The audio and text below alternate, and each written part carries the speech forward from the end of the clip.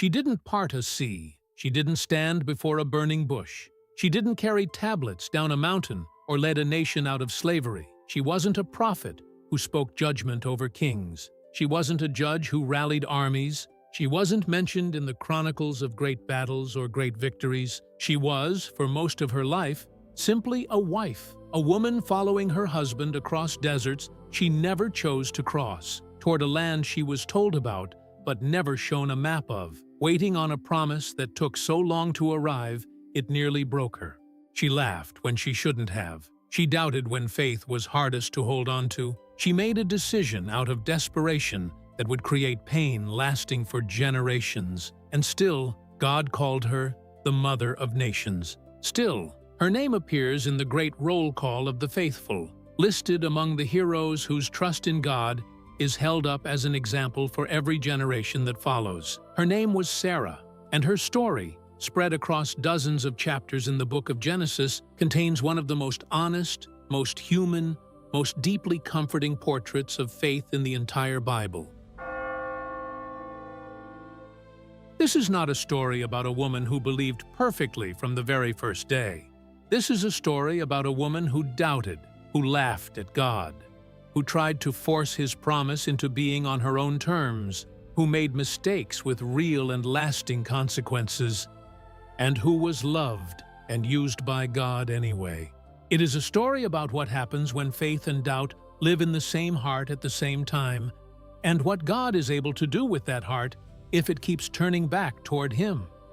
Let's go back to the beginning, because to understand what Sarah's waiting cost her, you need to understand exactly what she was asked to leave behind, and exactly what she was promised in exchange. Sarah's story begins in a city called Ur of the Chaldeans, in the region of ancient Mesopotamia, near the great rivers that fed the earliest civilizations in human history. Ur was not a backwater. It was a sophisticated, wealthy city with temples and ziggurats, organized trade, and a settled, comfortable way of life. Sarah, then called Sarai, was married to a man named Abram, and by all accounts they had built a life there, a home, a place among family, a sense of belonging that most people spend their whole lives trying to secure. And then Abram received a call. God spoke to him and told him to leave his country, his people, his father's household, and go to a land that God would show him, a land that was not yet named, not yet described, not yet visible on any horizon. And Abram went. Sarai went with him. Try to sit with that decision for a moment, because it is easy to read past it quickly. Sarai was not the one who received the call. She did not hear the voice. She did not have the vision. She simply watched her husband pack up everything they owned and walk toward a promise she had no direct confirmation of, trusting him, and by extension, trusting the God he claimed had spoken to him. That is its own kind of faith. The quieter kind, the kind that doesn't get its own burning bush, but has to hold on to someone else's testimony and keep walking anyway. They traveled. They settled for a time in Haran. Then they moved on into Canaan, the land God had promised, a land already occupied by other peoples, a land where Abram and Sarai were foreigners with no legal claim, no inheritance, no guarantee of safety. And there, in the middle of that uncertainty, God made Abram a promise that must have sounded almost cruel in its impossibility. God told Abram that he would become a great nation, that his descendants would be as numerous as the dust of the earth, as the stars in the sky, that through his family, every family on earth would be blessed. There was only one problem. Sarai could not have children. The text tells us this plainly, without softening it. She was barren.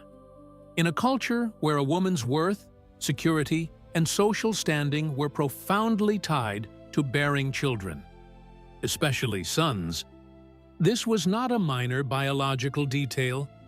It was a wound at the center of her identity. It touched everything: her marriage, her reputation, her sense of purpose, her hope for the future. And into that wound, God spoke a promise of overwhelming, almost mocking abundance. Descendants beyond counting, for a woman who could not produce even one. Years passed. The promise did not change, but Sarai's body did. She grew older. Any window of biological possibility that might have existed began quietly closing. And still, no child came. This is where I want to slow down, because most retellings of Sarah's story rush past this part to get to the miracle at the end. But the years of silence are not a footnote to her story. They are the heart of it. Faith is not usually tested in a single dramatic moment. It is worn down or built up slowly, across years of ordinary days where nothing seems to be happening, and the promise feels further away than it did the day before. Sarai lived in that in-between space for decades. Not months, decades. And somewhere inside that long, grinding uncertainty, she did something many of us would recognize in ourselves, if we're honest. She stopped waiting on God's timing and decided to help the promise along herself.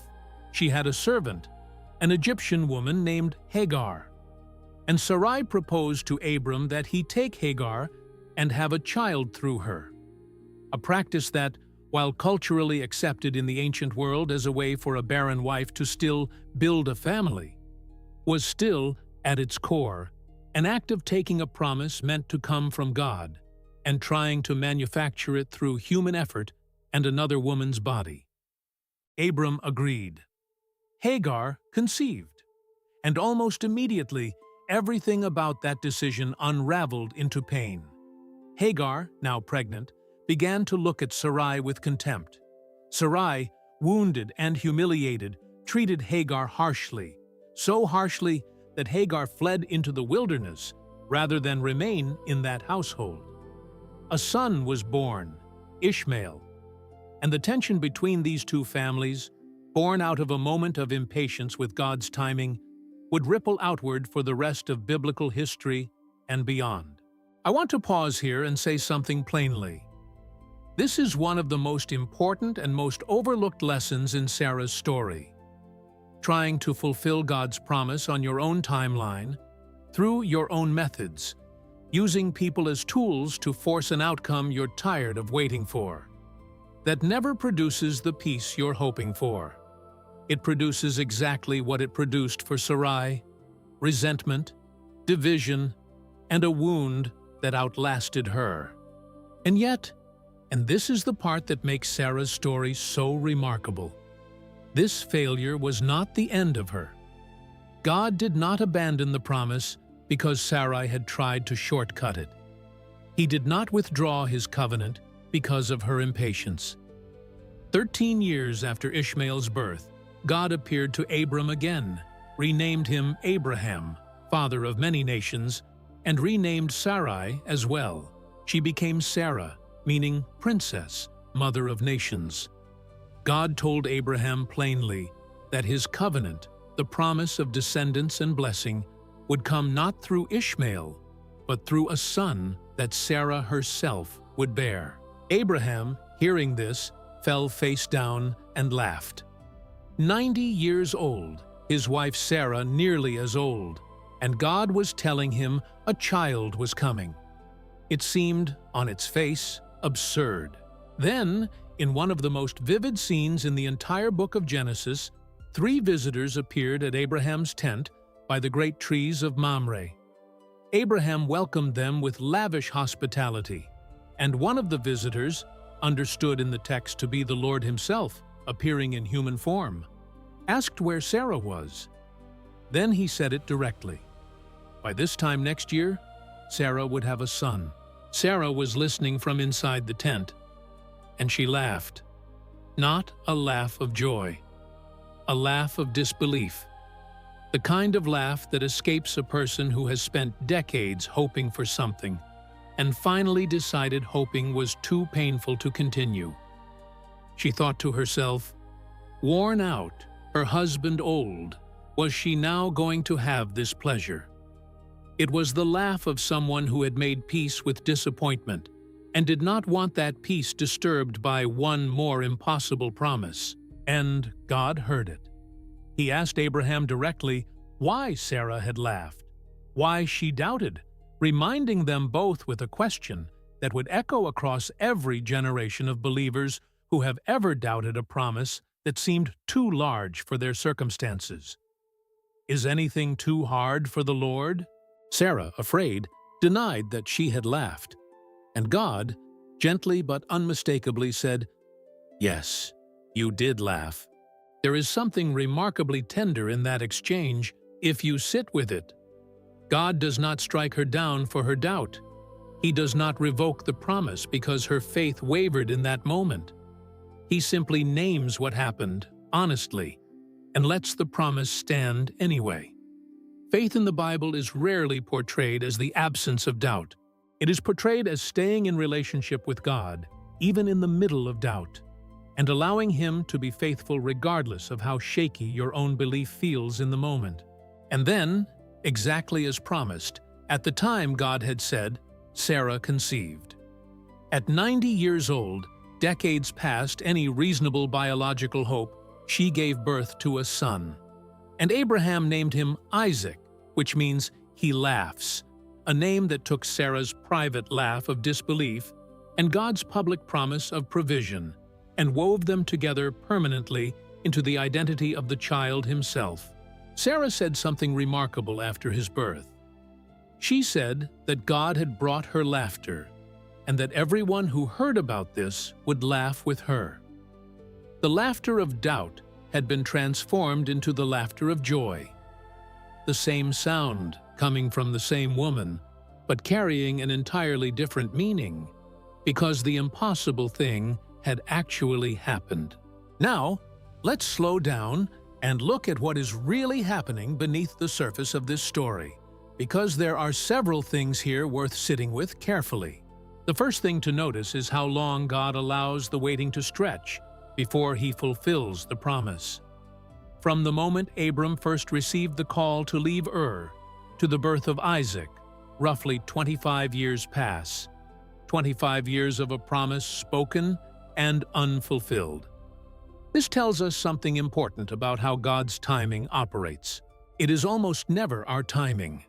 It is not calibrated to our patience, our anxiety, our sense of urgency, or the ticking clock of our circumstances.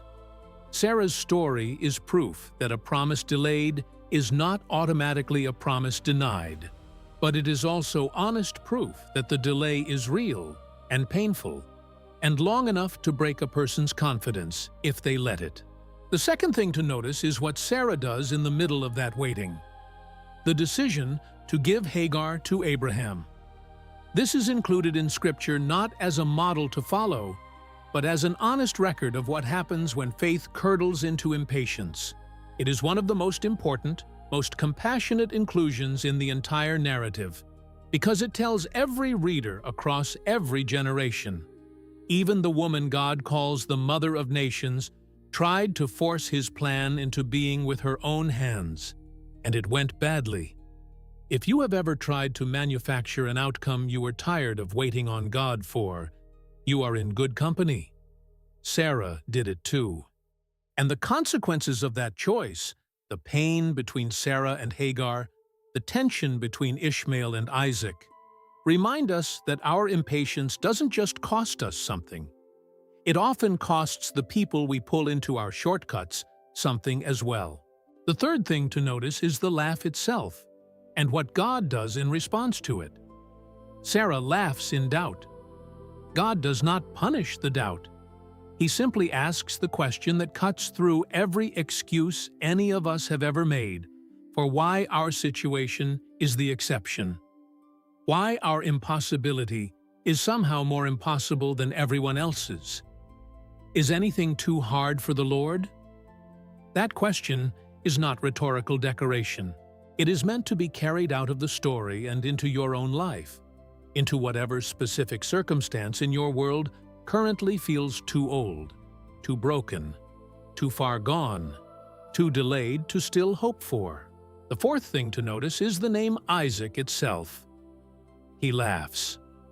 God did not erase Sarah's moment of doubt from the record.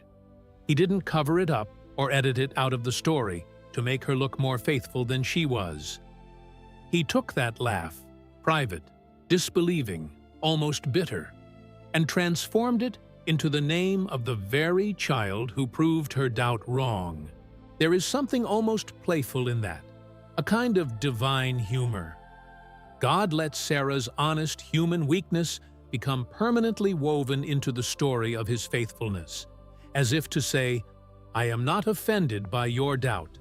I am bigger than it, and I can use even your disbelief as the raw material for a testimony. The fifth thing to notice is what Sarah becomes afterward.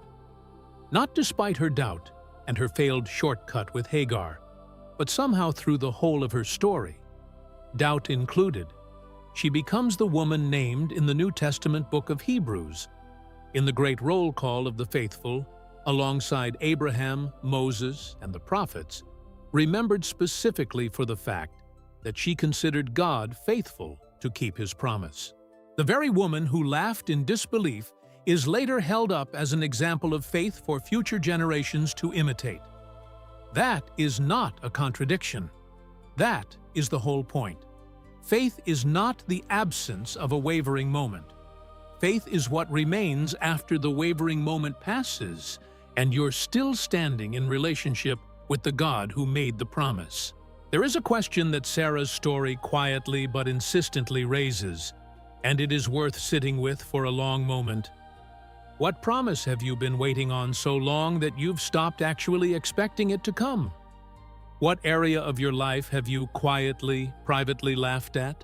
Not out loud, but in the tired, worn-down places of your own heart, because hoping again simply feels too costly? Where have you, like Sarah, grown so weary of waiting that you've started trying to manufacture the outcome yourself, using whatever means are within reach, rather than continuing to trust the timing of the one who made the promise in the first place? There is one more thread worth following before we close, because Sarah's story does not end with Isaac's birth. It extends forward through him into the entire framework of biblical history. Isaac became the father of Jacob. Jacob became the father of the 12 tribes of Israel. From that lineage came judges, kings, prophets, and eventually, according to the New Testament writers, the very line through which Jesus himself was born. One long-delayed, doubted, laughed-at promise to a barren woman in a foreign land became the root system of an entire spiritual family tree spanning thousands of years and, according to the text, reaching every nation on earth. Sarah could not see any of that from inside her tent at Mamre. She could only see her own age, her own body, her own long history of disappointment. She had no way of knowing that her laugh of disbelief would become a name, that her name would become a nation, that her nation would become the vessel through which, centuries later, the writers of Scripture would describe blessing reaching the whole world. That is what faith produces when it is allowed to outlast doubt. Not just the direct, visible fruit of the promise you were personally waiting on, but effects rippling outward through generations you will never meet, in directions you could never have planned or predicted.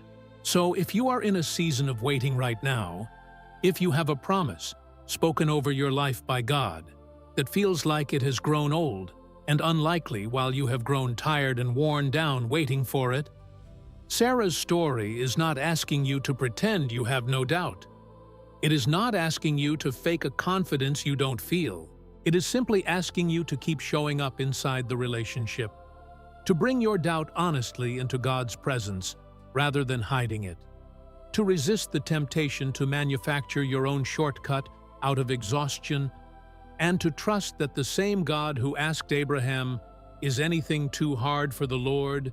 is still asking that same question over whatever situation in your life currently feels impossible.